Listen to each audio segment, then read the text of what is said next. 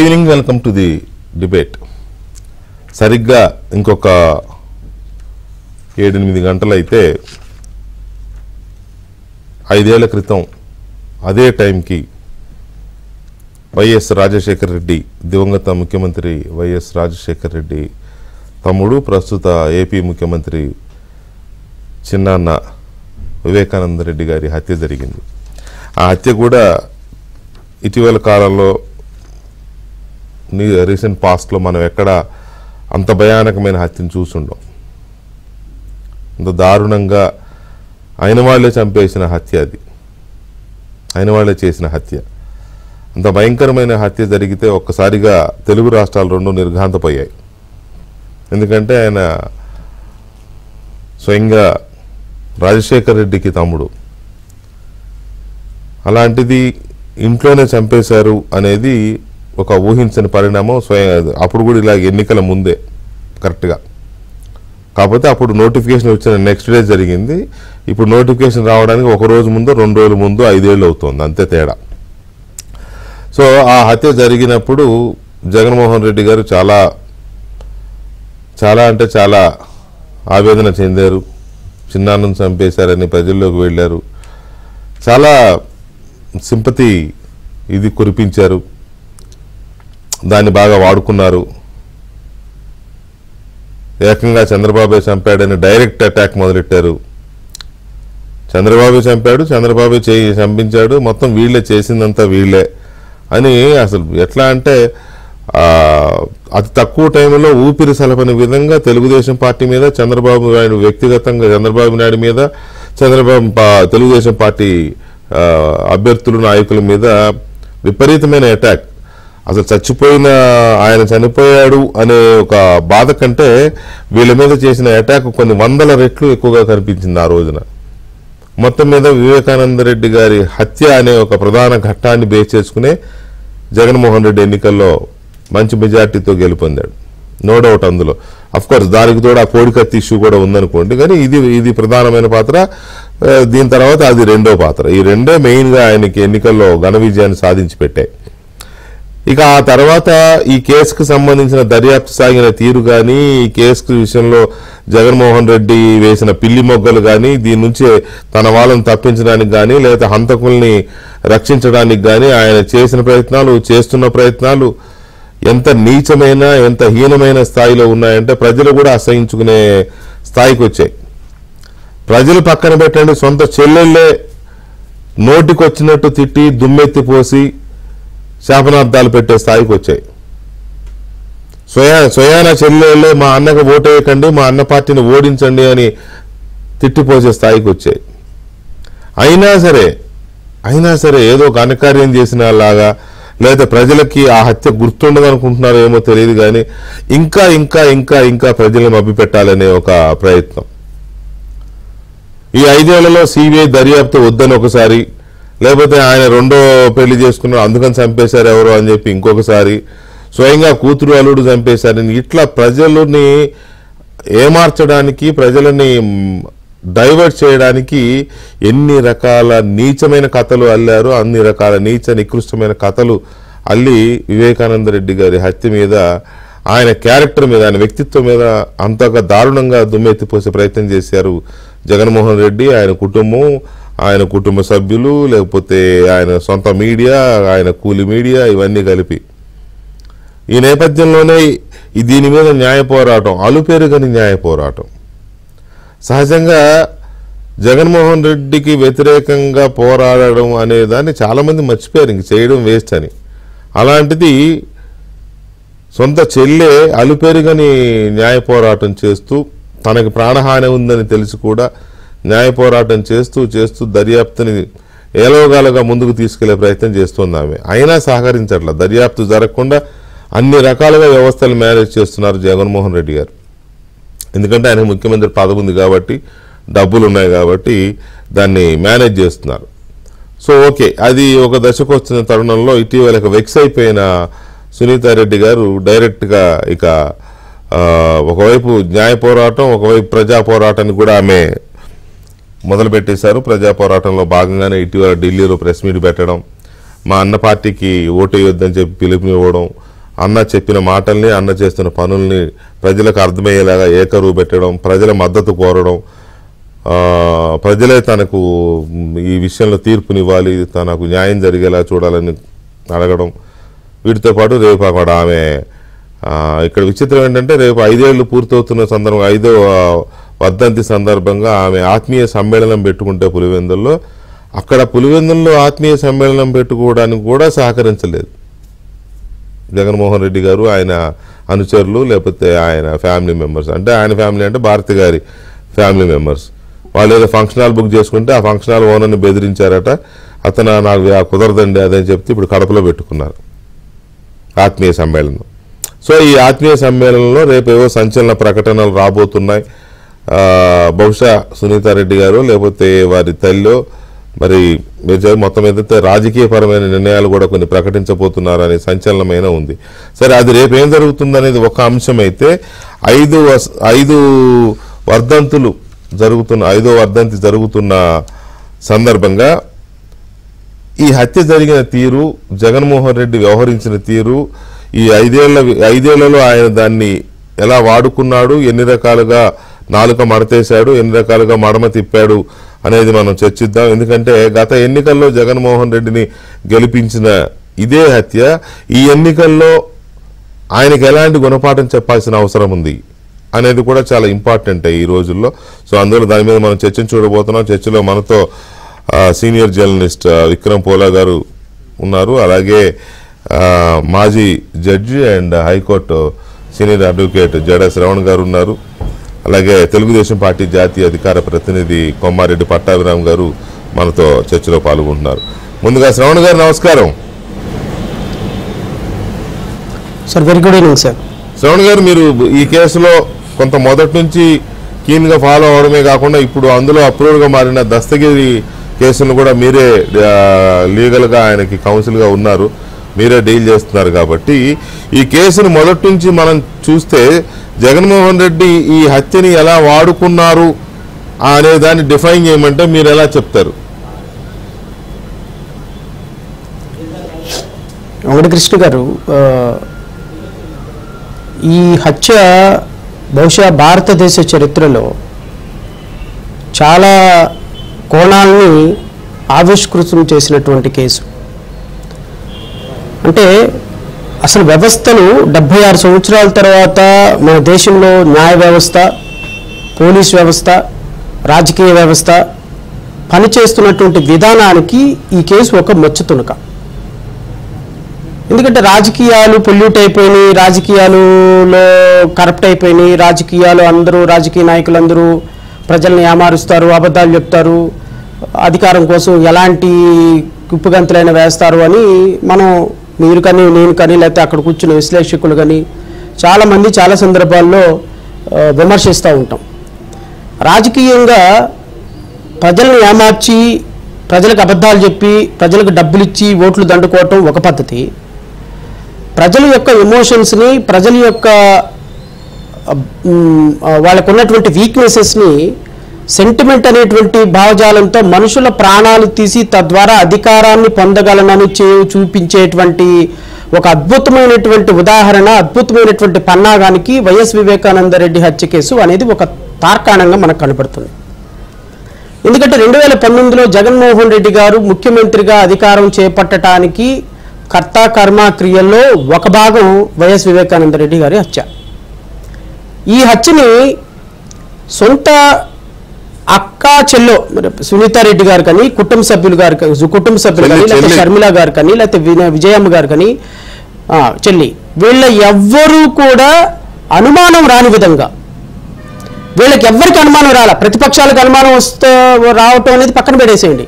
తెలుగుదేశం పార్టీకి అనుమానమో, మీడియాకి అనుమానమో, పోలీసులకు అనుమానమో పక్కన పడేసి, పక్కనే ఉన్నటువంటి చెల్లికి, అమ్మకి, బాబాయికి, పిన్నికి కూడా అనుమానం రాకుండా ఒక పొలిటికల్గా చాలా ప్లాన్డ్గా ఒక కోల్డ్ బ్లడెడ్ మర్డర్ అంటారు చూసారా, ఆ విధంగా మర్డర్ చేసి, ఆ విధంగా దాన్ని ప్రోత్సహించి, తద్వారా సుపారీ ఇచ్చి, తద్వారా ప్రజల యొక్క సైకలాజికల్ ఎమోషనల్ ఫీలింగ్స్తో ఆటలాడినటువంటి ఒక పొలిటికల్ కన్స్పైర్డ్ మర్డర్ వైఎస్ వివేకానందరెడ్డి గారి హత్య కేసు.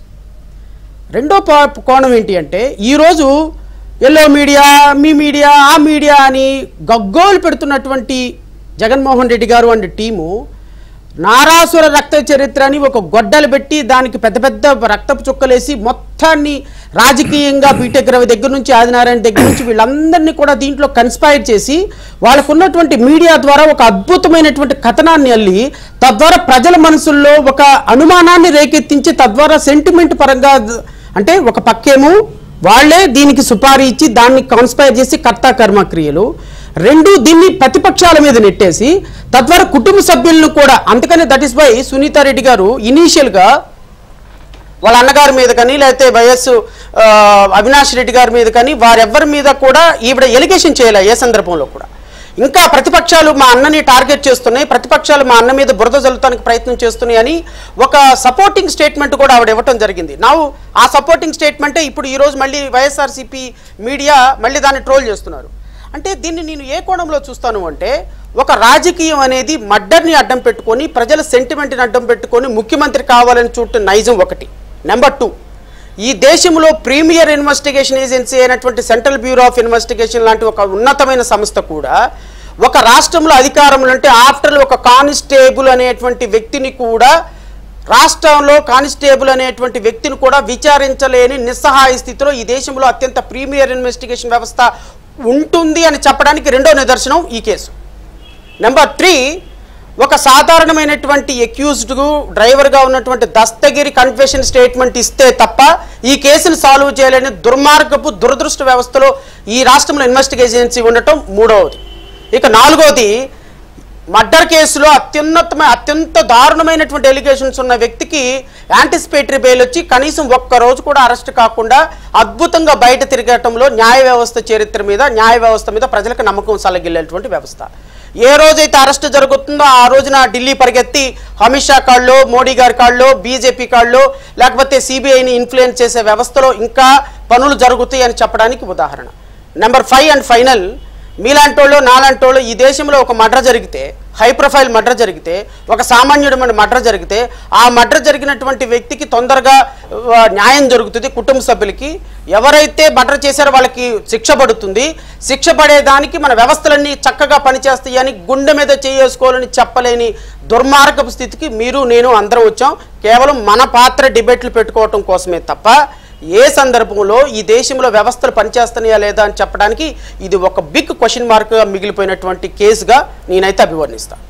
ఫైనల్గా వికే గారు నేను చెప్పదలుచుకుంది ఒకటే, ఈ విధమైనటువంటి ప్యాషన్ నేను దీంట్లో దోషులు ఎవరు నిర్దోషులు ఎవరని మాట్లాడదలుచుకోవాలి. ఎందుకంటే అవినాష్ రెడ్డి గారి దోష నిర్దోష మీరు నేను కాదు నిర్ధారించాల్సింది. దీని వెనక వైఎస్ జగన్మోహన్ రెడ్డి గారు ఉన్నారా, భారతి గారు ఉన్నారా, మీరు నేను కాదు నిర్ధారించాల్సింది. దీని వెనక నిజంగానే శంకర్ రెడ్డి గారు ఉండి డబ్బులు ఇచ్చారా, దస్తగిరి పొడిచాడా, చంపాడని మీరు నేను కాదు నిర్ధారించాల్సింది. నిర్ధారించాల్సినటువంటి వ్యవస్థ central bureau of investigation. Central bureau of investigation Avinash Reddy గారి మీద ఏ8గా వాళ్ళ నాన్నగారిని వీళ్ళందరినీ కూడా సుపారీ ఇచ్చి చేశారు అని నిర్ధారించింది. కాబట్టి as on today if I can say Avinash Reddy గారు వీళ్ళందరూ కూడా ఎక్యూజ్డ్, నేరాన్ని నిరూపించబడిన ఎక్యూజ్డ్. ఈ ఎక్యూజ్డ్ అనేటువంటి వ్యక్తులు ప్రతి క్షణం న్యాయ వ్యవస్థలో ఉన్నటువంటి లొసుగుల్ని వాడుకొని, న్యాయ వ్యవస్థలో మీడియాలో లేకపోతే వాళ్ళకున్నటువంటి అవకాశాలని వాడుకొని ఎలా తప్పించుకోవాలని చేసేటువంటి ప్రయత్నాన్ని మాత్రం ఖచ్చితంగా తిప్పికొట్టాల్సిన బాధ్యత మన మీద అయితే ఉంది. ఇది కేవలం హై ప్రొఫైల్ మర్డర్ కాబట్టి, ఎవరో వాళ్ళ దగ్గర డబ్బులు ఉన్నాయి కాబట్టి, ఒక ముఖ్యమంత్రి వాళ్ళ అన్నయ్య కాబట్టి, లేకపోతే మోడీ ప్రధానమంత్రి మోడీయో లేకపోతే అమిత్ షా వాళ్ళు అనుకున్నారు కాబట్టి ఇక ఈ కేసు ఇంతేలే అని అనుకుంటే రేపొద్దున మీ ప్రాణానికి నా ప్రాణానికి విలువే లేదు. ఈ దేశంలో ఎవరిని చంపినా మాట్లాడే హక్కు ఉండదు. ఎవరైనా ఒక 100 కోట్లు 50 కోట్లు ఉన్నవాడు వాడి ఇష్టం వచ్చిన వాడిని దేనికోసమైనా చంపేయచ్చు. ఎక్కడ అరెస్ట్ కాకుండా అద్భుతమైనటువంటి వ్యవస్థలను మేనేజ్ చేసి, అన్ని వ్యవస్థలను మేనేజ్ చేసి, I'm not talking about police institution, I'm talking about all. ఎలాంటి వ్యవస్థనైనా మేనేజ్ చేయగలనని చెప్పేటువంటి ఒక దురదృష్టకరమైనటువంటి పరిస్థితులకి ఖచ్చితంగా అడ్డుకట్ట పడాలి అంటే ఈ కేసులో నిజమైన దోషులు ఎవరో శిక్ష పడేంత వరకు మీరు, నేను, మీడియా, ఇంకా ఎనలిస్టులు, ఇంకా ప్రతిపక్ష పార్టీలు అన్ని కలిసి పనిచేయాల్సిన బాధ్యత ఉన్నది అనేది నేను భావిస్తున్నాను. రైట్. విక్రమ్ గారు, ఈ కేసు, ఈ హత్య జరిగినప్పటి సిచ్యువేషన్ అసలు అన్ఎక్స్పెక్టెడ్. అసలు ఆయన టార్గెట్ అని కానీ ఆయనకు థ్రెట్ ఉందని కానీ ఆయన ఎవడో చంపుతాడని కానీ ఎవరికి తెలియదు కదా. మామూలుగా ఫ్యాక్షన్లు ఇటువంటివి ఉంటే తెలుస్తాయి, పలానాడికి ఎప్పుడైనా చంపేస్తారు, ఆయనకు అది లేదు. అలాంటి వ్యక్తిని ఆల్ సడన్ తెల్లారేసరికి ఒక బ్లాస్టింగ్ న్యూస్ లాగా రావడం ఒక అంశము, అది జరగడము, అది ఎన్నికల్లో ఉపయోగించుకోవడం, ఎన్నికల్లో దాని ప్రభావం, ఆ తర్వాత జగన్మోహన్ రెడ్డి గారు వేసిన పిల్లి మొగ్గలు, ఇవన్నీ చూసినప్పుడు ఈ ఎన్నికల పూర్వరంగంలో అంటే ఇప్పుడు ప్రజలు ఎలా ఆలోచించాలి దీన్ని?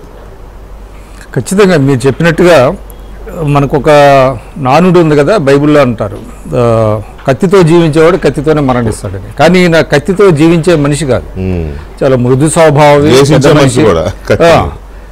ఆయన ఫ్యామిలీ బ్యాక్గ్రౌండ్ ఏ విధంగా ఉన్నప్పటికీ కూడా వైఎస్ వివేకానంద రెడ్డి గారు అంటే ఒక మంచి స్నేహశీలి, మృదు స్వభావి అనేటువంటి ఒక పేరుంది. ఆయన ఇంత పాశవికంగా ఆయన హత్య కావించబడటం అనేది అందరినీ దిగ్భ్రాంతి పరిచింది.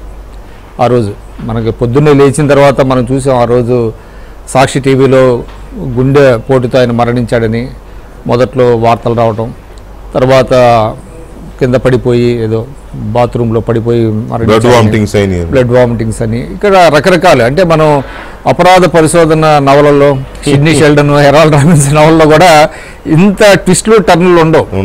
రోజు రోజుకి అనేక పాత్రలు బయటకు రావటం, అనేక అంశాలు బయటకు రావటం, ఇవన్నీ చూసిన తర్వాత ఖచ్చితంగా ప్రజలకి వాస్తవాలు తెలుసు. కాకపోతే ఏంటంటే కోర్టులో నిర్ధారణ కావాలంటే ఆ నిర్ధారణ కావడానికి కావాల్సినటువంటి సాక్ష్యాధారాలు సంపాదించాల్సినటువంటి బాధ్యత వ్యవస్థల మీద ఉన్నది. కానీ దానికి అడుగడుగున ఆటంకాలు, ఇబ్బందులు. ఇప్పుడు శ్రావణ్ గారు చెప్పారు కదా, ఈ నోస్ బెటర్ మనకంటే కూడా. కానీ ఇవాళ అసలు మీకు విచిత్రం ఏంటంటే పులివెందుల్లో కానీ కడపలో కానీ ఎవరిని కదిపినా కూడా ఈ కేసు వివరాలన్నీ చెప్తారు. ఎవరు చెప్తారు, ఎవరు చంపారో కూడా చెప్తారు. కానీ ఆ దీంట్లోకి మనం వెళ్ళక్కర్లా. కాకపోతే మొట్టమొదటి నుంచి కూడా ఈ హత్య చుట్టూతా, అంటే అబద్ధాల చుట్టూతానే ఈ హత్య తిరుగుతూ వచ్చింది. అంటే మొట్టమొదటి రోజు నుంచి కూడా. అయితే ఇది మీరు అన్నట్టుగా తెలుగుదేశం పార్టీని బాగా డ్యామేజ్ చేసింది ఆ రోజున. ఎందుకంటే ఒక రోజు అయినట్టుంది, అప్పుడు ఎలక్షన్ నోటిఫికేషన్ నమ్మేశారు. పైగా ఆయనకి సొంత బాబాయి చిన్నాన్న రాజశేఖర రెడ్డి గారి సోదరుడు ఏమో ఏడుపులు కూడా ఉంటాయి. తర్వాత ఆయన వెళ్ళి మాట్లాడటం చాలా ఎమోషన్స్ ఇదైనవి. తర్వాత తెల్లారి సాక్షి పేపర్లో నారాసుర రక్త చరిత్ర రాయటం. అయితే విచిత్రం ఏంటంటే నాకు ఇప్పటికీ బాగా గుర్తు, నేను ఆ స్టోరీ అంతా కూడా నా చాలా లూజ్గా రాసినటువంటి ఒక హెడ్డింగ్ తప్ప లోపల ఏమి ఉండదు. ఆయన గతంలో ఏదో వేరే కేసుల్లో కూడా ఆయన అకౌంట్లో వేసి విఎం రంగా హత్య కేసు, అంతకుముందు పెంగళ దశరామ్ హత్య కేసు, ఇవన్నీ కూడా చంద్రబాబు నాయుడు గారే చేయించారు. కాబట్టి ఇది కూడా చేయించారు. అంతే తప్ప దాంట్లో అసలు ఒక సర్కమ్స్టాన్షియల్ ఎవిడెన్సెస్ కానీ, దానికి డైరెక్ట్గా ముడిపెట్టడానికి కానీ, ఆ హత్య వల్ల తెలుగుదేశానికి ఏంటి లాభం అని కానీ అసలు ఎక్కడా లేదు. అది కాకపోతే బ్యానర్ హెడ్డింగ్ పెట్టేటప్పటికి అందరూ కూడా, ప్రజలందరూ కూడా చాలా వరకు నమ్మారు. దీంట్లో అది టు దట్ ఎక్స్టెంట్ ఏంటంటే తెలుగుదేశం పార్టీ బాగా నష్టపోయింది ఖచ్చితంగా. అయితే ఇటీవల కాలంలో నేను చూశాను డాక్టర్ సునీత గారితో మీరు చేసినటువంటి ఇంటర్వ్యూ ఒకటి కావచ్చు, ఇటీవల ఆమె ఢిల్లీలో మాట్లాడినటువంటి మాటలు కానివ్వండి, థ్రెడ్బేర్గా చెప్పింది ఆమె ప్రతి అంశాన్ని కూడా, ఎక్కడా కూడా. అంటే విచిత్రం ఏంటంటే వాళ్ళ అడాసిటీ ఎలా ఉందంటే సునీత గారి భర్తే చేయించాడు అని వాళ్ళు అక్యూజ్ చేస్తున్నారు. అసలు వాళ్ళే కనుక చేసి ఉంటే, చాలా సింపుల్ లాజిక్ ఏంటంటే వాళ్ళే కనుక చేసి ఉంటే అసలు ఆమె ఈ కేసు గురించి ఫైట్ చేయాల్సిన అవసరం ఉంది, శుభ్రంగా బరీ అయిపోయేది. ఆమె మాట్లాడకపోతే ఈ కేసు అనేది ఎక్కడా కూడా అసలు బయటకు వచ్చేది కాదు. అది సింపుల్ లాజిక్. అది ఆమె కావాలని ఫైట్ చేసి, అంటే మనకు అంటారు కదా, ఆయన ఆత్మకి శాంతి చేకూరాలంటే దోషులు ఎవరనేటువంటిది వాళ్ళు పట్టించాల్సినటువంటి బాధ్యత ఒక కుమార్తెగా ఆమె మీద ఉంది. కాబట్టి ఆమె తన మీద వేసుకొని ఆమె హైదరాబాదు, ఢిల్లీ, అదేవిధంగా కడప చుట్టూతా తిరిగి అందరినీ తిరిగి న్యాయం కోసం అర్థిస్తున్నది. అదే కనుక వాళ్ళ కుటుంబ సభ్యులే కనుక చేసి ఉంటే అసలు ఎప్పుడో అది అయిపోయేదండి, బరీ అయిపోయేది. అది ప్రజలందరికీ కూడా గ్రహిస్తున్నారు. కాబట్టి ఖచ్చితంగా 5 సంవత్సరాలు ఏంటంటే మనకే ఆశ్చర్యంగా ఉంది. ఇప్పటి వరకు కూడా సిబిఐ ఛార్జ్ షీట్ వేశారు. ఆ ఛార్జ్ షీట్లో కూడా చాలా అంశాలు పేర్కొన్నారు. అంటే జగన్మోహన్ రెడ్డి గారికి ముందే తెలుసు, అంటే అది బ్రేక్ అవ్వకముందే, అంటే మీడియాలో బ్రేక్ అవ్వకముందే తెలుసు అని ఛార్జ్ షీట్లో వాళ్ళు అక్యూజ్ చేయడం, ఇవన్నీ కూడా చూసినట్లయితే ప్రజలకి కొంత అర్థమవుతున్నది ఈ కేసు వెనక ఎవరున్నారు, కాన్స్పిరసీ ఏంటి, ఎవరు కాన్స్పిరేటర్సు, ఎవరు పర్పిట్రేటర్సు అనే అంశాలన్నీ కూడా చాలా అర్థమవుతున్నది. కాబట్టి మీరు అన్నట్టుగా ఈ కేసు చాలా కడప జిల్లాలో కావచ్చు, ఆ చుట్టుపక్కల పులివెందులు కావచ్చు, ప్రజలందరూ కూడా వాళ్ళు మరి ఈ కేసుని ఇంకా బయటికి అంటే ప్రజల దగ్గరికి తీసుకెళ్లాల్సినటువంటి అవసరం ఉంది. సునీత గారు అదేవిధంగా షర్మిల్ గారు కూడా కలవటం, ఆమె కూడా మాట్లాడటం ఈ కేసు విషయం, అది కూడా మనం అభినందించాల్సిన విషయమే. ఆమె కూడా చాలా ధైర్యంగా చేయటం అనే దాన్ని కూడా. సో దీనికి ఒక లాజికల్ కన్క్లూషన్ ఎంత త్వరగా వస్తే అంత మంచిది. ఈ హత్య కేసు దర్యాప్తుని ముందుకెళ్లకుండా ఆపుతున్నారు జగన్మోహన్ రెడ్డి గారు, తన పరపతిని ఉపయోగించి, తన డబ్బును ఉపయోగించి అని స్వయంగా సునీతారెడ్డి గారు ఆరోపించారు. ఇంకా చాలా మంది కూడా ఈ ఆరోపణ చేస్తున్నారు. ఇప్పుడు జనం కూడా అదే నమ్ముతున్నారు.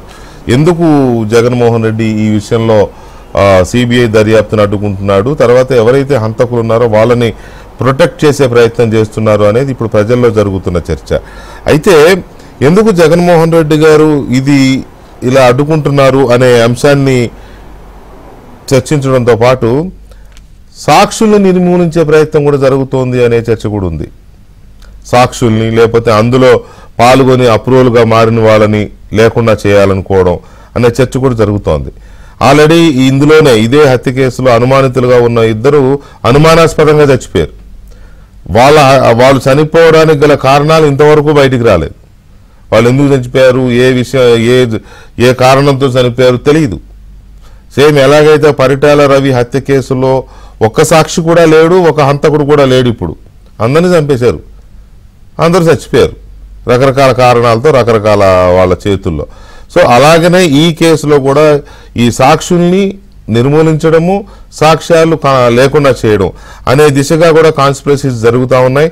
సో ఈ 5వ వర్ధంతి సందర్భంగా ఇది ప్రజలు ఎలా ఆలోచించాలి, ఆనాడు నష్టపోయిన తెలుగుదేశం పార్టీ, ఈ హత్య కారణంగానే ఒక రకంగా అధికారాన్ని కోల్పోయిన తెలుగుదేశం పార్టీ ఈసారి ఎలా ఆలోచిస్తోంది అనేది కూడా చర్చిద్దాం. నమస్కారం వికే గారు. వివేకానంద రెడ్డి గారి హత్య వల్ల వారి కుటుంబం ఎంత దారుణంగా నష్టపోయిందో, రాజకీయంగా అంతకంటే ఎక్కువ మీరు నష్టపోయారు మీ పార్టీ. ఒక రకంగా ఆ చావుని, ఆ హత్యని అడ్డం పెట్టుకొని జగన్మోహన్ రెడ్డి గారు చేసిన రాజకీయం మామూలు రాజకీయం కాదు అది. సో అప్పటి ఎలక్షన్స్లో అంతటి కీలకమైన రోల్ ప్లే చేసిన ఆ హత్య ఈ ఎలక్షన్స్ మళ్ళీ కరెక్ట్గా నోటిఫికేషన్ వస్తుంది కాబట్టి రేపో ఎల్లుండి అన్నట్టు ఉంది కాబట్టి రేపటికి 5 ఏళ్లు పూర్తవుతున్న హత్య జరిగి. సో ఈ ఎన్నికల ముందు తెలుగుదేశం పార్టీ ఎలా ఆలోచిస్తోంది? ఒకవైపు సునీతారెడ్డి గారు ఫుల్ రేంజ్లో అడ్డం తిరిగిపోయారు వాళ్ళ అన్నకి. ఆమె డైరెక్ట్గా ఎన్నికలు ఆయనకు ఓటు వేద్దని ప్రచారం చేస్తోంది, ఓపెన్ కాల్ ఇస్తోంది జనానికి. ఇంకోవైపు ఇంకో చెల్లి కాంగ్రెస్ పార్టీ అధ్యక్షులుగా ఆమె తిరుగుతోంది. సో అసలు మెయిన్ విక్టిమ్ అయిన మీరు, మీ పార్టీ ఎలా ఆలోచిస్తోంది?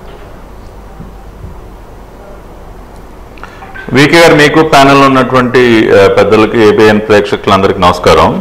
మీరు అన్నది 100% వాస్తవం అండి. 2019 ఎన్నికల సందర్భంగా నోటిఫికేషన్ వచ్చినటువంటి 4-5 రోజుల్లోనే, నాకు తెలిసి మార్చి 8-9 తేదీల్లో నోటిఫికేషన్ వస్తే మార్చి 14-15 మధ్య అర్ధరాత్రి దాటిన తర్వాత వివేకానంద రెడ్డి గారు హత్యగా గావింపబడ్డారు.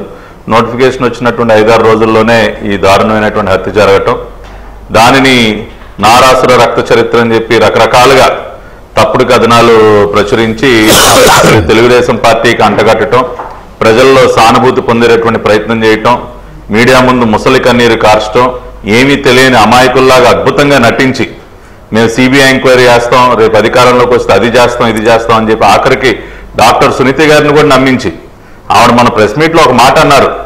ఆ రోజున మా అన్న జగన్ రెడ్డిని కానీ అవినాష్ రెడ్డిని కానీ వీరందరినీ చూసి నాకు తెలియలేదు, కానీ మన పెద్దవాళ్ళు చెప్తూ ఉంటారు శత్రువులు ఎక్కడో ఉండరమ్మా, మన చుట్టూనే ఉంటారు శత్రువులు అని చెప్పి, ఆ సామెత నా విషయంలో నిజమైందని చెప్పి ఆవిడే మన ప్రెస్ మీట్లో అన్నారు.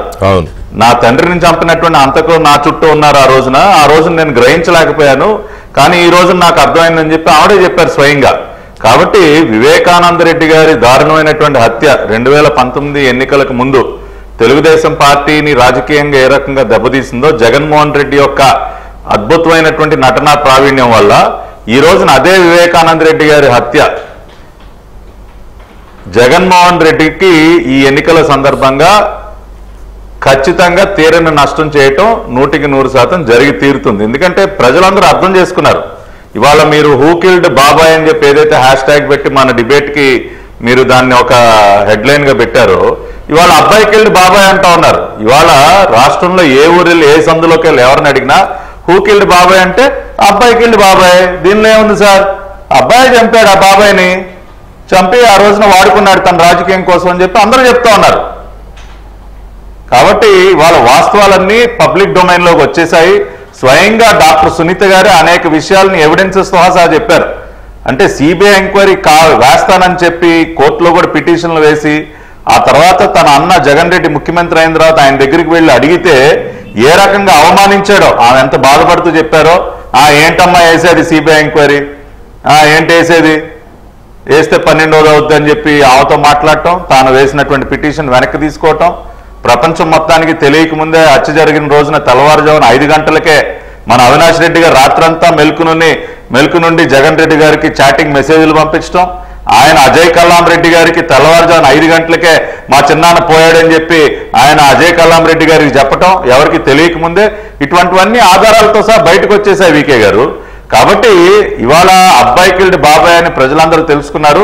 జగన్మోహన్ రెడ్డి ఇంత దుర్మార్గుడా, సొంత చిన్నాన్ననే ఈ రకంగా చంపిస్తాడా, తన మనుషుల చేత చంపిస్తాడా, సొంత చెల్లి తన తండ్రి హంతకుల కోసం పోరాడుతూ ఉంటే తన చెల్లితో ఈ రకంగా ప్రవర్తిస్తాడా అని చెప్పి ఇవాళ ప్రజలందరూ అర్థం చేసుకుని తగిన బుద్ధి చెప్తారు. ఎందుకంటే సొంత కుటుంబ సభ్యులనే తన రాజకీయాల కోసం ఉపయోగించుకుని ఆ రకంగా వాళ్ళని విసిరిపారేసేటటువంటి మనిషి ఇవాళ రాష్ట్రానికి ఏం మంచి చేస్తాడు, రాష్ట్ర ప్రజల కోసం మంచిగా ఎందుకు ఆలోచిస్తాడని చెప్పి ప్రజలందరూ అనుకుంటున్నారు.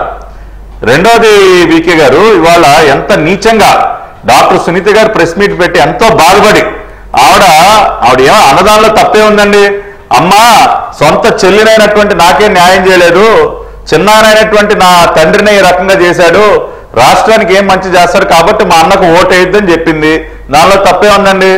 దానికి ఎంత నీచంగా డాక్టర్ సునీత గారి పైన, ఆవిడ భర్త పైన, వివేకానంద రెడ్డి గారి క్యారెక్టర్ పైన ఎంత నీచంగా వాళ్ళ పత్రికలో తప్పుడు రాతలు రాస్తారండి. ఆస్తి కోసమా?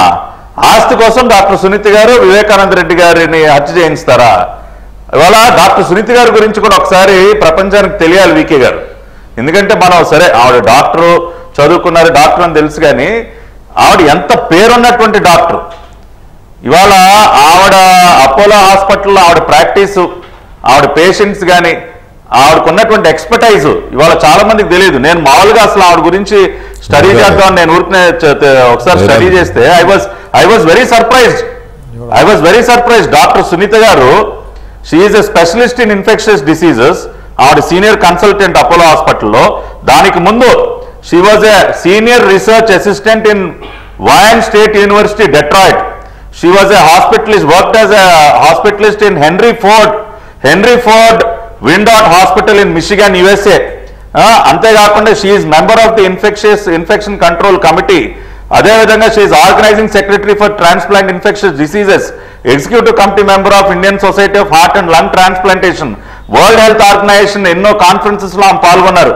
She is such an eminent doctor. ఆవిడకి వచ్చినటువంటి అవార్డ్స్ కానీ, ఆవిడ సాధించినటువంటి విజయాలు కానీ, ఆవిడ పనిచేసినటువంటి అనేక పేరుగాంచినటువంటి హాస్పిటల్స్ కానీ ఇవన్నీ చూస్తా ఉంటే నిజంగా వీకే గారు ఆవిడ డబ్బు కోసం కక్కుర్తిపడి తన తండ్రిని హత్య చేసేటటువంటి మనిషి అండి ఆవిడ. ఒకసారి ప్రపంచం మొత్తం తెలుసుకోవాలి డాక్టర్ సునీత గారి ఎమినెన్స్ గురించి. ఆవిడ ఎంత గొప్ప డాక్టర్ తెలుసుకోండి.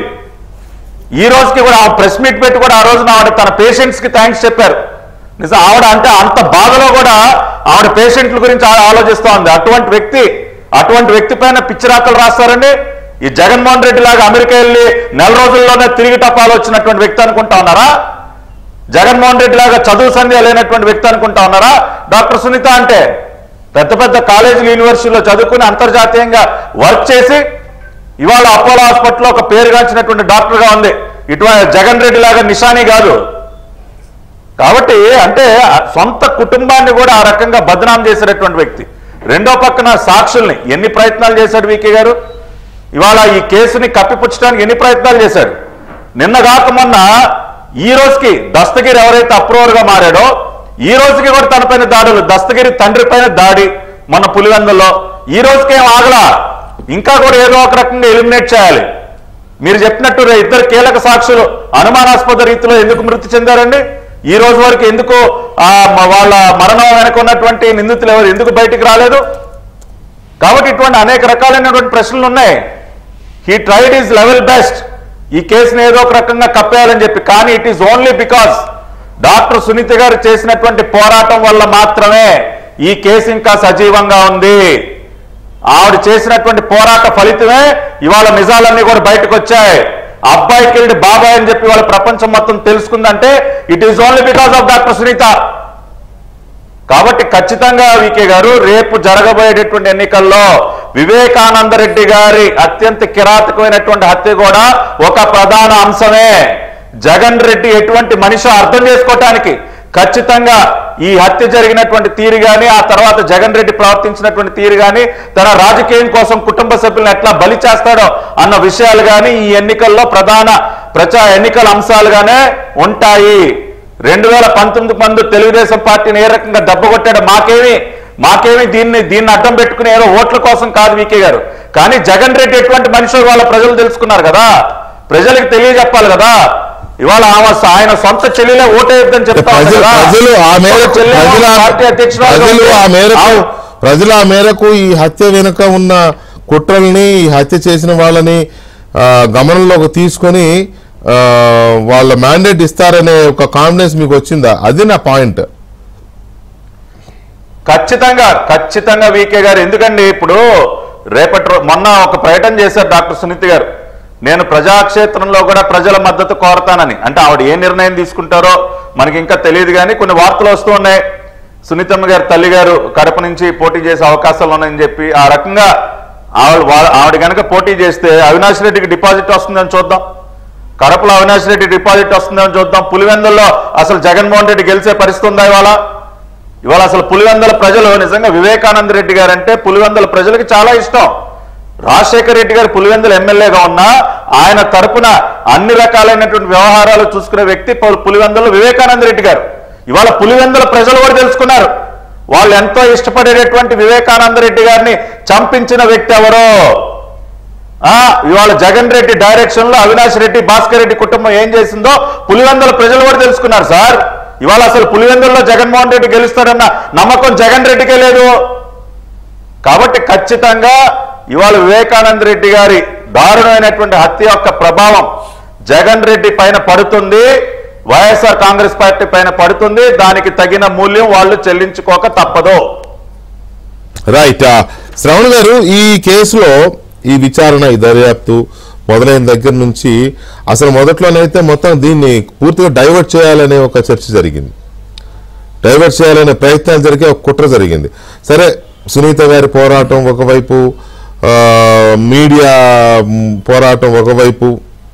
మీడియా అంటే మళ్ళీ ఇందులో అన్ని మీడియా కాదు, వాళ్ళ మీడియా, నైల్ మీడియా, కూలి మీడియా దాన్ని ఇచ్చేయాలని చూసే, మాలాంటి వాళ్ళం ఉన్నంతలో దీన్ని ప్రొజెక్ట్ చేసే ప్రయత్నం చేయడం, ఇటువంటి విషయాలన్నీ జరిగిన మీదట అది ఒక గాడిలో సాగింది దర్యాప్తు కొంతకాలం. తర్వాత మళ్ళీ క్రైసిస్ వచ్చింది, మళ్ళీ ఇప్పుడేదో కాస్త నడుస్తున్నట్టుంది. దీంట్లో ఎవరైతే డైరెక్ట్గా హత్య చేశారో వాళ్ళని మాత్రం పట్టుకున్నారు, ఏదో ట్రయల్ నడుస్తున్నట్టుంది. కానీ సూత్రధారులు ఎవరు అనే దాని విషయంలో ఇంకా సిబిఐ దర్యాప్తు ముందుకు సాగడంలా. అవినాష్ రెడ్డి పేరు చాలా క్లియర్గా ఉన్నా కూడా మీరు ఇందాక అన్నట్టుగా ఆయన ఇంతవరకు ఒక్కరోజు కూడా అరెస్ట్ కాలేదు, బెయిల్ కూడా యాంటిసిపేటరీ బెయిల్ అక్కడికక్కడే వచ్చేసింది, హ్యాపీగానే ఉన్నారు ఆయన. సో ఈ విషయంలో మీ అంచనాలు ఏంటి? అంటే నేనేమంటానంటే వికే గారు, ఇక్కడ ఎవరినో అరెస్టు చేయాలని, ఎవరిని అరెస్టు చేయొద్దు అని నేను పర్సనల్ ఎనిమిటీ తోటి మాట్లాడటంలా. ఇప్పుడు ఒక వ్యక్తి తీవ్రంగా మర్డర్ చేయబడ్డాడు, అత్యంత దారుణమైన పరిస్థితుల్లో మర్డర్ చేయబడ్డాడు, చంపబడినటువంటి కూతురు, ఎవరైతే చనిపోయినటువంటి వ్యక్తి యొక్క కూతురు ప్రతిరోజు మీడియాలో కోర్టుల చుట్టూ తిరుగుతూ ఆ కోర్టుల్లో వాళ్ళకి న్యాయం కోసమని పోరాటం చేస్తూ ఉన్నారు. ఈ సందర్భంలో భాస్కర్ రెడ్డి గారినో లేకపోతే అవినాష్ రెడ్డి గారి తండ్రి గారిని వీళ్ళందరినీ కూడా అరెస్టు చేశారు. అరెస్టు చేసి ఆధారాలతో అరెస్టు చేశారు. అంటే రాత్రంతా నిందితులు ఎవరైతే ఉన్నారో వాళ్ళందరూ కూడా అవినాష్ రెడ్డి గారితో రాత్రంతా చనిపోయిన ముందు రోజు రాత్రి ఆ రోజు రాత్రి అంతా అవినాష్ రెడ్డి గారి ఆశ్రమం ఇచ్చారని, ఆయన ఇంట్లోనే ఉన్నారని, మర్డర్ జరగడానికి ఒక 5 hours 6 hours ముందు నుంచి ఎక్స్చేంజ్ ఆఫ్ మెసేజెస్ వాట్సాప్ మెసేజెస్లో పూర్తిగా దీని గురించి అధ్యయనం చేసుకుంటున్నారని, మొదటిసారిగా అవినాష్ రెడ్డి గారు తెల్లవారు 5 గంటలకి అక్కడికి వెళ్ళి రక్తపు మరకలందరినీ తుడిచేసి అక్కడ ఎవిడెన్స్ని డిసపియర్ చేయడానికి ప్రయత్నం చేసి సిఐ శంకరయ్యకి ఇన్ఫర్మేషన్ ఇచ్చాడని, ఇవన్నీ కూడా ఆధారాలతో సహా దస్తగిరి చెప్పినటువంటి కన్ఫెషన్ స్టేట్మెంట్ బేస్ చేసుకొని సిబిఐ ఛార్జ్షీట్ ఫైల్ చేసింది. ఇదే ఆధారాలతోటి సిబిఐ ఛార్జ్షీట్ ఫైల్ చేసినటువంటి భాస్కర్ రెడ్డి గారికి ఏమో అరెస్ట్ చేసి లోపల పెడతారు. ఇదే ఆధారాలతోటి ఇంతకంటే ఎక్కువ ఆధారాలతోటి ఎలిగేషన్స్ ఉన్నటువంటి అవినాష్ రెడ్డి గారికి ఏమో యాంటిసిపేటరీ బెయిల్ ఇస్తారు. హౌ ఇట్ ఈస్ పాసిబుల్ అండి? What is the distance between Bhaskar Reddy గారి కంటే వాళ్ళ అబ్బాయికి ఏంటి? అంటే ఒక వ్యక్తిని అరెస్ట్ చేయాలని నేను అనను. ఎందుకంటే అరెస్టు చేయాలా వద్ద ఇన్వెస్టిగేషన్ ఏజెన్సీకి ఉన్నటువంటి ప్రోరోగేటివ్. ఒకవేళ అరెస్టు చేయడానికి ప్రయత్నిస్తే కోర్టులు. కానీ సామాన్య ప్రజలకి న్యాయం మీద నమ్మకం కలగాలి అంటే ఏం చేయాలి? అరెస్టు కానందువల్ల జరుగుతున్న కాన్సిక్వెన్సెస్ ఏం జరుగుతున్నాయి? నిన్నటికి నిన్న దస్తగిరి వాళ్ళ ఫాదర్ని ఒక వ్యక్తికి యాంటిసిపేటరీ బెయిల్ వచ్చిందని, నిన్న అరెస్ట్ అయినటువంటి వ్యక్తికి బెయిల్ వచ్చిందని 200 మంది సైలెన్సర్లు తీసేసి దస్తగిరి ఇంటి చుట్టూరు సైలెన్సర్లు తీసేసి బాణాసంచా కాలుస్తూ తిరుగుతూ ఉంటే బెయిల్ వచ్చింది అని. What does it mean? అంటే ఏం చేయాలనుకుంటున్నారు మీరు? ఎవరిని అప్రహించడానికి గురి చేయాలనుకుంటున్నారు? అంటే కొట్టేసేసి ఇష్టం వచ్చినట్టు తల్లిదండ్రులని ఇంట్లో ఫ్యామిలీ మెంబర్స్ అందరినీ భయపెట్టేసి రేపు తప్పుడు సాక్ష్యం చెప్పించుకోవాలని చూస్తున్నారా? దీనికి న్యాయ వ్యవస్థ ఎలా స్పందిస్తుంది? మీడియా ఎలా స్పందిస్తుంది? ఒక వ్యక్తి సాక్ష్యం చెప్పడానికి ముందుకు వస్తే ఆ వ్యక్తిని ప్రొటెక్ట్ చేసుకోలేని వ్యవస్థలు దేనికోసం అంటున్నాను నేను. ఇప్పుడు మేము ఆ పిటిషన్ వేస్తే రేపొద్దున బెయిల్ క్యాన్సిలేటరీ పిటిషన్ హానరబుల్ హైకోర్టులో హీరింగ్కి వస్తుంది. So tomorrow I'm going to submit my arguments on behalf of Dastagiri. ఇక్కడ మేము ఎవరినో అరెస్ట్ చేయాలనే ప్రయత్నం కాదు, ఇక్కడ ప్రాణం కోసం పోరాటం చేస్తున్నాం. వికే గారు, ఇది మా ప్రాణం కోసం పోరాటం. బలహీనమైనటువంటి బడుగు బలహీన వర్గాలు, మా దగ్గర డబ్బు లేదు, అధికారం లేదు, మా దగ్గర పెట్టుబడులు పెట్టేటువంటి వెనకుండి నడిపించేటువంటి పెట్టుబడిదారులు లేరు. ఇక్కడ ఉన్నటువంటి సాక్షులకి రక్షణ ఎవరు కల్పించాలి? ఆంధ్రప్రదేశ్ రాష్ట్ర ప్రభుత్వం రక్షణ కల్పించాల్సిన పరిస్థితిలో ఇక్కడ తన ప్రాణానికి ముప్పు కలిగిస్తుంది ఆంధ్రప్రదేశ్ రాష్ట్ర ప్రభుత్వం. ఇక్కడ తన ప్రాణానికి ముప్పు ఉందే రాష్ట్ర ముఖ్యమంత్రి నుంచి, ఇక్కడ తన ప్రాణానికి ముప్పు ఉందే డీజీపీ దగ్గర నుంచి. ఎవరిని అప్రోచ్ అవ్వాలి? ఎక్కడికి వెళ్ళాలి?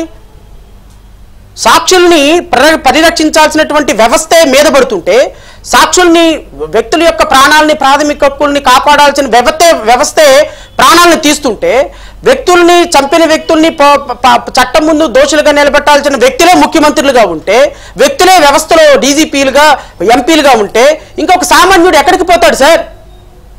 సామాన్యుడికి రక్షణ ఎక్కడి నుంచి వస్తుంది? ఎంతవరకు కోర్టులు కాపాడుతాయి? సో నేను అనేది ఏంటి అంటే వికే గారు, ఇక్కడ ఓవరాల్ గా నేను చెప్పేది with in 1 minute I will conclude. చెప్పేది ఏంటి అంటే, వ్యవస్థలో ఒక తప్పు జరిగినప్పుడు తప్పు చేసినటువంటి వ్యక్తి నేను తప్పు చేశాను, నేను సాక్షిగా మారతాను అని చెప్పినప్పుడు ఆ వ్యక్తిని పరిరక్షించుకోవాల్సిన బాధ్యత మన అందరి మీద ఉంటుంది.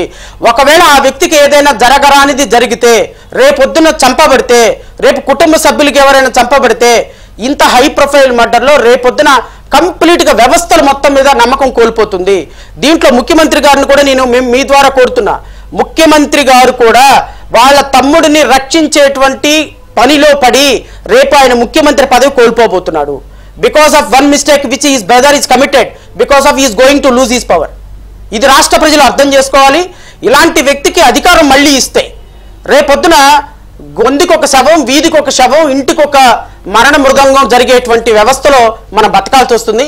రాష్ట్ర ప్రజలకు ఆలోచించుకోవాలి. ఇంతకు మించి నేను చెప్పగలిగింది ఏం లేదు. రైట్. సో చూద్దాం ప్రజలు దీన్ని ఎలా ఆలోచిస్తున్నారు. ఈ హత్య విషయంలో ప్రజల ఆనాటి ఆలోచనలు ఎలా ఉన్నాయి, ఈనాటి ఆలోచనలు ఎలా ఉన్నాయి, జరుగుతున్న పరిస్థితులు, కుటుంబ సభ్యులు చేస్తున్న ఆరోపణల్ని ప్రజలు ఎంతవరకు పరిగణలోకి తీసుకుంటున్నారు అనేది కూడా ఒక ఇంపార్టెంట్ ఫ్యాక్టర్గా ఉన్న నేపథ్యం మనం చూస్తున్నాం. ఇక దాంతోపాటు ఇప్పుడే లేటెస్ట్గా ఏబీపీ సీ ఓటర్ సర్వే డెస్క్లో చెప్పనా, ఏబీపీ సీ ఓటర్ సర్వే వచ్చింది. ఏబీపీ సీ ఓటర్ సర్వే చెప్తున్న దాని ప్రకారం ఆంధ్రప్రదేశ్లో ఎన్డీఏ 20 లోక్సభ స్థానాల్లో గెలవబోతోంది అనేది సీ ఓటర్ కొద్దిసేపటి క్రితం రిలీజ్ చేసిన survey report. NDA Telugu Desam, BJP, Janasena కూటమి 20 లోక్సభ స్థానాల్లో గెలుస్తుంది అనేది, 5 లోక్సభ స్థానాల్లో వైసీపీ ముందంజలో ఉంటుంది, గెలుస్తుంది అనేది వాళ్ళు అంచనాలు వేస్తూ కొద్దిసేపటి క్రితమే ఒపీనియన్ పోల్ రిలీజ్ చేశారు. మళ్ళీ చెప్తున్నాను, ఆంధ్రప్రదేశ్లో ఏబీపీ సీ ఓటర్ సర్వే ఇచ్చిన ఒపీనియన్ పోల్ ప్రకారం ఆంధ్రప్రదేశ్లో ఎన్డీఏ కూటమి చెప్తున్నది 20 సీట్లు గెలవబోతున్నారని ఇప్పటి వరకు ఉన్న ఇది. వేరాజ్ వైఎస్ఆర్ కాంగ్రెస్ పార్టీ 5 సీట్లలో గెలవబోతున్నారు అనేది వాళ్ళ అంచనా. మిగతా పార్టీలు చాలా తక్కువ, ఇది దీంతో 3% ఓటు బ్యాంక్తో కాంగ్రెస్ అండ్ అదర్స్ ఆగిపోతాయని చెప్తున్నారు. సో ఇది వాళ్ళు ప్రెడిక్ట్ చేస్తున్నది ఏంటంటే ఇక్కడ నుంచి ఇంకా చాలా స్పీడ్గా ఈ చేంజ్ అనేది ఉండబోతోంది. వైసీపీకి ఎన్డీఏ కూటమికి మధ్య ఉన్న గ్యాప్ కూడా చాలా విపరీతంగా పెరిగే అవకాశం ఉందని ఏబీపీ సీ ఓటర్ సర్వే అంచనా వేస్తోంది. ఇక తెలంగాణకు సంబంధించి కూడా ఏబీపీ సీ ఓటర్ సర్వే అంచనా ఇచ్చింది. కాంగ్రెస్ పార్టీ 10 లోక్సభ స్థానాల్లో కాంగ్రెస్ పార్టీ గెలవబోతోంది అని చెప్పి ఏబీపీ సీ ఓటర్ చెప్తోంది. తెలంగాణలో మొత్తం 17 లోక్సభ స్థానాలకు కాను 10 లోక్సభ స్థానాల్లో గెలవబోతోంది కాంగ్రెస్ పార్టీ అని. అలాగే బీజేపీ 4 స్థానాల్లో గెలిచే అవకాశం ఉందని, అంటే ప్రజెంట్ ఉన్నది కూడా 4 స్థానాలే బీజేపీకి తెలంగాణలో. సో ఆ 4ని రిటైన్ చేసుకుంటుంది అనేది వాళ్ళ అంచనా. ఇక బీఆర్ఎస్ 2 స్థానాల్లో గెలవబోతున్నారు బీఆర్ఎస్ అభ్యర్థులు 2 లోక్సభ స్థానాల్లో అనేది ఏబీపీ సీ ఓటర్ సర్వే చెప్తుంది. ఎప్పట్లాగనే ఎంఐఎం 1 స్థానంలో గెలుస్తుంది అని చెప్పి కూడా చెప్తున్నారు. అది ఎప్పట్లాగనే ఎంఐఎం అది రిజర్వ్ చేసుకున్న సీట్, అది ఎప్పటి నుంచి వాళ్ళదే. దాని గురించి ఏమో ఒక్కొక్కసారి మారుతుందేమో, ఈసారి మార్చాలని బీజేపీ ట్రై చేస్తుంది. బట్ ఈ సర్వే మాత్రం ఎంఐఎం ఆ సీటు వాళ్ళదే అని చెప్తోంది. సో తెలంగాణలో కాంగ్రెస్ 10, బీజేపీ 4, బీఆర్ఎస్ 2, ఎంఐఎం 1 గెలుస్తాయని ఏబీపీ సీ ఓటర్ సర్వే చెప్తోంది. ఆంధ్రప్రదేశ్లో మళ్ళీ చెప్తున్నాను, ఎన్డీఏ కూటమి 20 లోక్సభ స్థానాలను, వైసీపీ 5 లోక్సభ స్థానాలను గెలుస్తాయి అని చెప్తోంది.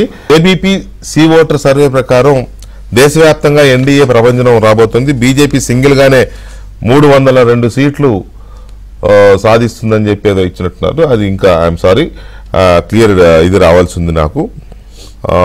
అట్ ది సేమ్ టైం ఏపీలో ఎన్డీఏ కూటమి 20 లోక్సభ స్థానాల్లో గెలుస్తుందని, వైఎస్ఆర్ కాంగ్రెస్ పార్టీ 5 స్థానాల్లో మాత్రమే గెలిచే అవకాశాలు ఉన్నాయని చెప్పి ఈ సర్వే చెప్తోంది. అలాగే తెలంగాణకు వచ్చేసరికి కాంగ్రెస్ పార్టీ ఊహించినట్టుగానే 10 స్థానాలు, కనీసంగా లోక్సభ స్థానాలని 10ని గెలుచుకునే అవకాశం ఉందని, బీజేపీ 4 వరకు గెలిచే ఛాన్స్ ఉందని చెప్పింది. అయితే బీఆర్ఎస్కి మాత్రం ఇది కొంతకాలంగా ఈ చర్చ జరుగుతోంది.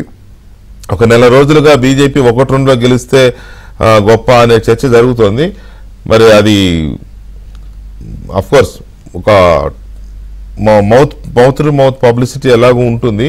అయితే ఈ సర్వే, ఈ ఒపీనియన్ పోల్ కూడా దానికి తగ్గట్టుగానే బీఆర్ఎస్ 2 స్థానాల్లో మాత్రమే గెలిచే అవకాశం ఉందని చెప్తోంది. ఎంఐఎంది తెలిసిందే, దాని గురించి మనం పెద్దగా చర్చించేది ఉండదు. హైదరాబాద్లో వాళ్ళు అక్కడే ఉంటారు కాబట్టి.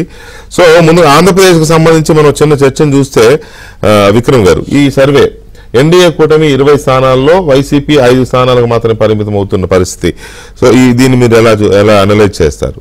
పైగా వాళ్ళు ఏం చెప్తారంటే ఇక్కడ నుంచి ఇంకా స్పీడ్ ఫాస్ట్ గా గ్యాప్ పెరుగుతుంది, ఇంకా వైసీపీ ఇంకా సింక్ అవుతుందని. ఖచ్చితంగా అవకాశం కనపడుతుందండి. ఎందుకంటే ఈ మనందరికీ తెలుసు, అంటే లోక్సభ ఎన్నికలు అనేది కొంచెం పార్టీ అంశాల ప్రాతిపదికనే ఆలోచిస్తారు. ఇప్పుడు మూడ్ ఆఫ్ ది నేషన్ కూడా మోడీ గారి పట్ల, అంటే బీజేపీ వైఫల్యాలు లేవా అనేది పక్కన పెడితే, నరేంద్ర మోడీ గారి కొంత కరిష్మా, ఆయన ప్రతిష్ట బాగా పెరిగింది ఇటీవల కాలంలో. అంటే నాట్ ఓన్లీ ఏదో రామ మందిరంలో రాముడి విగ్రహాన్ని ప్రతిష్ఠించాడు దానివల్ల అని కాకుండా ఓవరాల్గా చూసుకున్నా కూడా ఇటీవల కాలంలో కొన్ని ప్రాజెక్ట్స్ అంటే మౌలిక సదుపాయాల ప్రాజెక్టులు పెద్ద ఎత్తున స్టార్ట్ చేయటం, అదేవిధంగా ఒక రకంగా చెప్పాలంటే జీడిపి గ్రోత్ రేటు పెరగడం, స్టెబిలిటీ ఆర్థిక రంగం. ఎందుకంటే వాళ్ళ ఓవరాల్గా మీరు ప్రపంచంలో అనేక దేశాల్లో ఆర్థిక పరంగా ఒడిదుడుకులు ఎదుర్కొంటున్నాయి, ఇంక్లూడింగ్ చైనా కావచ్చు, అమెరికా కావచ్చు, ఇటువంటి దేశాలు. బట్ మనకి చూసినట్లయితే చాలా వరకు కూడా ఆర్థిక వ్యవస్థ పటిష్టవంతంగానే ఉంది. అందువల్ల ఇటీవల ఆయన చేపట్టినటువంటి కొన్ని కార్యక్రమాలు, అదేవిధంగా రైల్వేస్ని కొంచెం అభివృద్ధి చేయటం, ఇట్లాంటివన్నీ ఉన్నాయి. కొన్ని ఫెయిల్యూర్స్ ఉన్నప్పటికీ కూడా చాలా వరకు కూడా దేశంలో ఒక రకమైనటువంటి హోప్ ఒకటి ఆయన ఒకటి క్రియేట్ చేయగలిగాడు. 2047కి దేశాన్ని అంటే 3 బలమైనటువంటి ఆర్థిక వ్యవస్థలో ఒకటిగా చేయాలని అంటాం. సో దీనంతా అది ఒక మూడ్ ఆఫ్ ది నేషన్ ఎన్డీఏకి ఇది ఉన్నది. మోరోవర్ ఇంకోటి వైఎస్ఆర్సీపీ అంటే నాకు మొట్టమొదటి నుంచి కూడా నేను కొంచెం ఈ హౌసెస్లో ఎవరు ఎలా మాట్లాడుతున్నారు అనేది నేను కొంచెం కీన్గా నేను అబ్జర్వ్ చేస్తూ ఉంటాను. అంటే ఏ నాయకుడు ఏ అంశాల మీద ఎలా మాట్లాడుతున్నాడు అనేది నాకు కొంత ఇంట్రెస్ట్ అది. ఈ మధ్యకాలంలో అంటే 19-24 మధ్య చూస్తే అసలు వైఎస్ఆర్సీపీ పెర్ఫార్మెన్స్ చాలా పూర్గా ఉందండి. అసలు ఏ అంశం మీద అసలు డిబేట్స్ జరగటే ఈసారి డిబేట్స్ పెద్దగా జరగలేదు బోత్ హౌసెస్లో. బట్ వీళ్ళ పార్టిసిపేషన్ చూస్తే చాలా నిల్లు, ఓన్లీ క్వశ్చన్స్ మాత్రం వేస్తారు. తర్వాత ఏంటంటే 0 అవర్ ఉంటుంది, 0 అవర్లో ఏదో చిన్న చిన్న ప్రశ్నలు వేస్తాం తప్ప ఒక బిల్లు మీద ఈ పార్టీ గట్టిగా పట్టుబట్టడం, లేదంటే బాగా డిస్కస్ చేయటం, లేదంటే రాష్ట్రానికి రావాల్సినటువంటి ప్రాజెక్టులు కానివ్వండి, లేదంటే ఇప్పుడు మనకి బిల్లు ఉంది కదా విభజన బిల్లులోని అంశాల మీద మాట్లాడతాం. కానీ ఇది ఎక్కడా కూడా అటు లోక్సభలో కావచ్చు, అటు రాజ్యసభలో కావచ్చు చాలా పూర్ పెర్ఫార్మెన్స్ వైఎస్ఆర్సీపీ వాళ్ళు. నేను డెఫినెట్గా అది నేను చెప్పదలుచుకున్నాను. కాబట్టి వాళ్ళు చేసింది ఏమీ లేదు, ఇంకా లేదు కాబట్టి చెప్పడానికి ఏం లేదు. అందువల్ల ఈ రిజల్ట్స్ అనేది పైగా ఇంకోటి ఏంటంటే ఈ 3 పార్టీలు కలవటం మూలన ఒక రకమైనటువంటి ఒక ప్రజల్లో కూడా ఒక కాన్ఫిడెన్స్ ఒకటి క్రియేట్ అయింది. రేపు మోడీ గారు కనుక ప్రధాని మళ్ళీ అయ్యి ఎన్డీఏ మళ్ళీ వస్తే రాష్ట్రానికి కొంత మేలు జరుగుతుంది మనకు అనేటువంటిది ఉంటుంది ఖచ్చితంగా. కాబట్టి ఇంకా మీరు అన్నట్టుగా ఇంకా అభ్యర్థులు గుణగణాలు వాళ్ళ యొక్క శక్తి సామర్థ్యాలను బట్టి కూడా మళ్ళీ ప్రజలు అక్కడ లోకల్ ఇష్యూస్ కొన్ని ఉంటాయి. కాబట్టి ఇంకా స్లైడ్ అనేటువంటిది వైఎస్ఆర్సీపీ ఇంకా తగ్గేటువంటి అవకాశం ఉంది. ఖచ్చితంగా ఈ ఓటర్కి కొంత అంటే మనకి తెలుసు కాబట్టి గతంలో ఉన్నటువంటి సర్వీసుల్లో కూడా చాలా వరకు వాళ్ళు దగ్గరికి వచ్చారు ఆ ఫలితాలు. కాబట్టి నేనైతే ఆశ్చర్యపోను ఈ దీనివల్ల. రైట్. పట్టాభిరామ్ గారు, మీ ఇనిషియల్ అంటే ఇమీడియట్ రియాక్షన్ ఏంటి ఈ ఒపీనియన్ పోల్ చెప్తున్న ఫిగర్స్ మీద? 25 నేనైతే రాబోయే రోజుల్లో మనం 25/25 చూస్తాం ఎన్డీఏకి అనుకూలంగా. 25కి 25 స్వీప్ చేసినా కూడా మనమే ఆశ్చర్యపోకర్లేదు. ఎందుకంటే ఏబీపీసీ ఓటరు ఇవాళ as of now NDA 20 YSRCP 5 అని చెప్తా ఉన్నారు.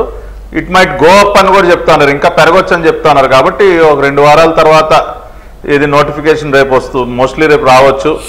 అభ్యర్థులంతా కూడా ఫైనలైజ్ అయిన తర్వాత మేము కూడా పార్లమెంట్ అభ్యర్థులు ఇంకా ప్రకటించాల్సి ఉంది. సో మా అభ్యర్థులు అటువైపు ఎలాగో అభ్యర్థులు దొరక్క అటు ఇటు ఏదో సర్కస్ ఆడుతూ ఉన్నారు.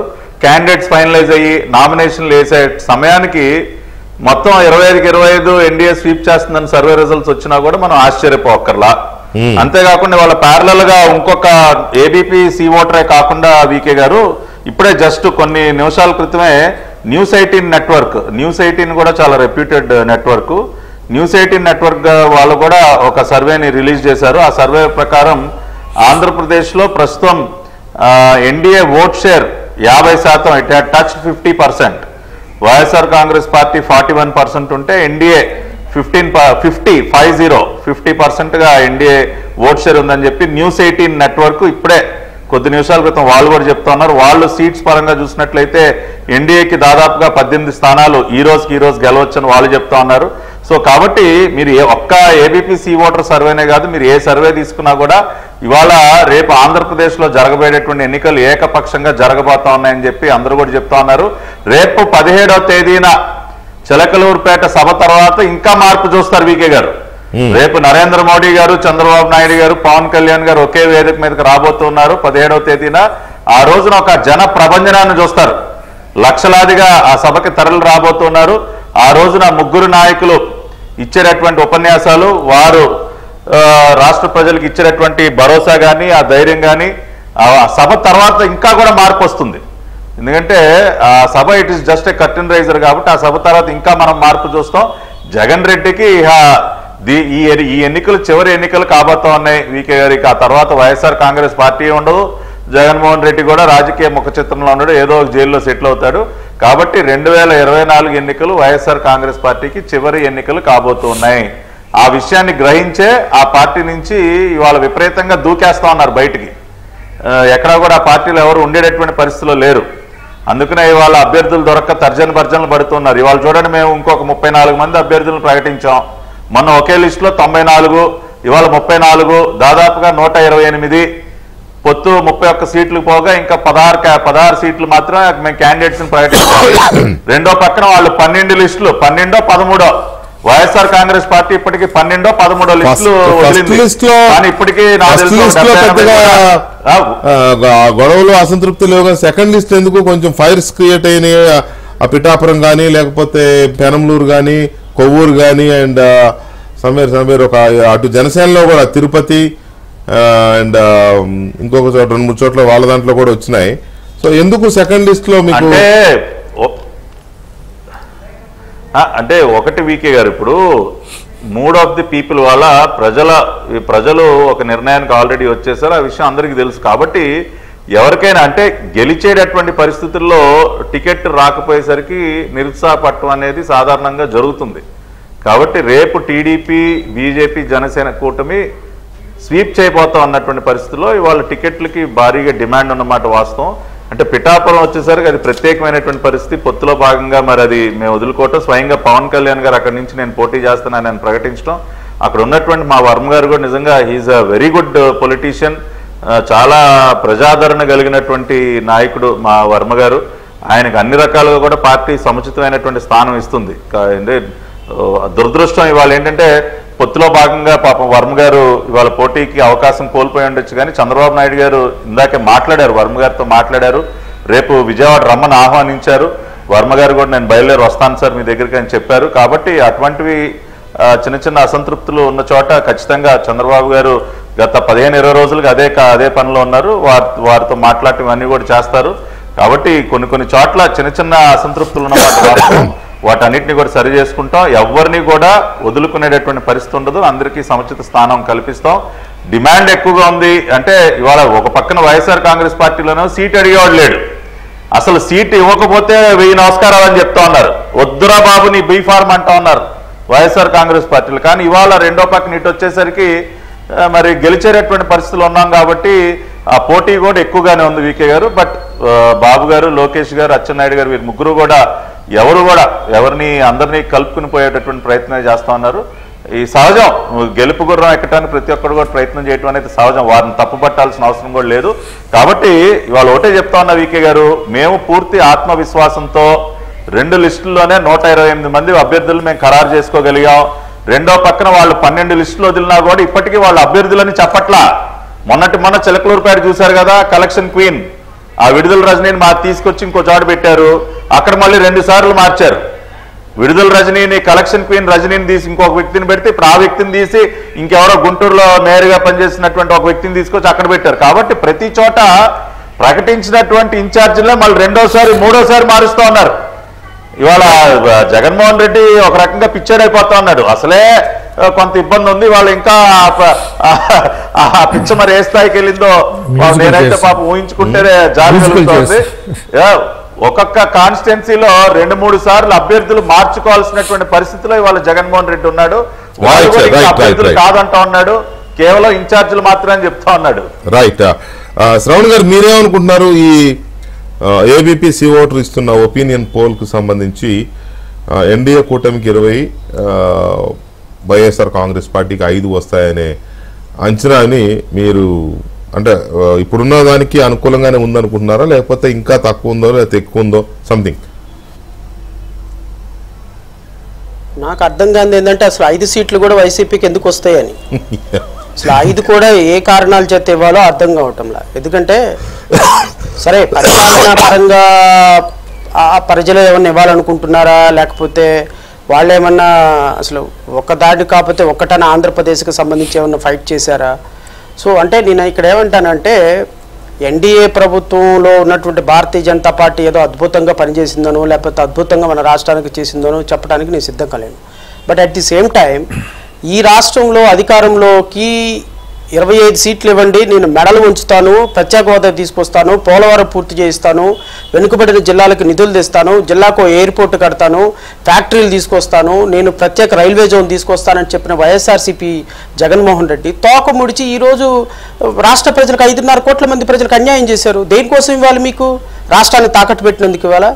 I don't think so VK గారు. ఈయనకి 5 సీట్లు ఇవ్వటం కూడా రాష్ట్ర ప్రజలకి హితం కాదు. ఒకవేళ నిజంగా అలాంటి సర్వే కనుక యాజ్ ఆన్ టుడే ఆ 5 సీట్లు ఏమైనా కాస్త డబ్బులు ఖర్చు పెట్టగలిగే వాళ్ళు లేకపోతే కుల సమీకరణాలు ఏమైనా ఇచ్చి ఉండొచ్చేమో, కానీ రేపొద్దున ప్రజలు 2024 1 మంత్కి ప్రజల అభిప్రాయం పూర్తిగా మారిపోతుంది. అసలు ఈ రాష్ట్రంలో ప్రతిపక్ష హోదా కోరుకునే హక్కు కూడా వైఎస్ఆర్సీపీ ప్రభుత్వానికి లేదు. దీనికి నేను ఎవరిని వైఎస్ఆర్సీపీ నాయకులను తప్పుపట్టను. దీనికి కర్త కర్మ క్రియ జగన్మోహన్ రెడ్డి గారు మాత్రమే. జగన్మోహన్ రెడ్డి గారు మాత్రమే ఈ రాష్ట్రంలో 2019లో ఈ రాష్ట్రంలో అధికారంలోకి రావడానికి is the only one man reason, is the only one man army, is the sole reason, all sole reason is the one man show. ఈ was played during 2019 election. But 2024 అందరి అంచనాలను తలకిందులు చేస్తూ ఆయన ఒక్కడే రాజకీయంగా వైఎస్ఆర్సీపీ పత్రానికి కారణంగా పోతున్నాడు. సో నేను అనుకోవటం as being a political party, మాది ఒక పొలిటికల్ పార్టీగా మూడ్ ఆఫ్ ది నేషన్ చూసి ఈ సర్వే ఉంది అని నేనైతే భావిస్తున్నా. ఖచ్చితంగా ప్రజలు కూడా విజ్ఞతతోటి ఈ వైఎస్ఆర్సీపీ ప్రభుత్వానికి మాత్రం ఓటేయద్దు. ఎందుకు అంటే వైఎస్ఆర్సీపీ ప్రభుత్వానికి ఓటేస్తే జరిగిన డిస్ట్రక్షన్ ఇక చాలు, ఇంకా 30 సంవత్సరాలు భరించే పరిస్థితి లేదు. బట్ రాబోయే ప్రభుత్వాలు ఏమైనా సరే కాన్స్టిట్యూషనల్ ఫ్రేమ్వర్క్గా పనిచేయాలని మాత్రం కోరుకుంటున్నా. రైట్, చూద్దాం. ఈ ఒపీనియన్ పోల్స్ ఇంకా వస్తూనే ఉంటాయి. కాకపోతే ఇది ఇప్పుడే ట్రెండ్ స్టార్ట్ అవుతోంది. రేపు ఎలక్షన్ షెడ్యూల్ వచ్చిన తర్వాత ఇంకా చాలా స్పీడ్గా ప్రజల్లోకి పర్కులేట్ అవుతాయి పార్టీల ఒపీనియన్, ప్రజల ఒపీనియన్, ఇవన్నీ కూడా ఇప్పుడు ఫ్లూయిడ్గా ఉన్న ఒపీనియన్ కాస్త క్రిస్టలైజ్ అవుతుంది. ఇంకొక 15-20 డేస్ అయ్యేసరికి క్రిస్టలైజ్ అవుతుంది. సరిగ్గా ఒక 10-15 రోజులు పోలింగ్ ఉందనగా అప్పుడు అసలు విషయం మనకు అర్థమవుతుంది. సేమ్ తెలంగాణలో మన అసెంబ్లీ ఎలక్షన్స్లో కూడా అదే చూసాం. మౌత్ టు మౌత్ పబ్లిసిటీయే కాంగ్రెస్ పార్టీని అధికారంలోకి తీసుకొచ్చింది. ఎలక్షన్ ఇంకో 20 రోజులు ఉందన్నంత వరకు కాంగ్రెస్ పార్టీ అధికారంలోకి వస్తుందని డంకా బజాయించి ఎవరో చెప్పే పరిస్థితి లేదు. కానీ ఆ తర్వాత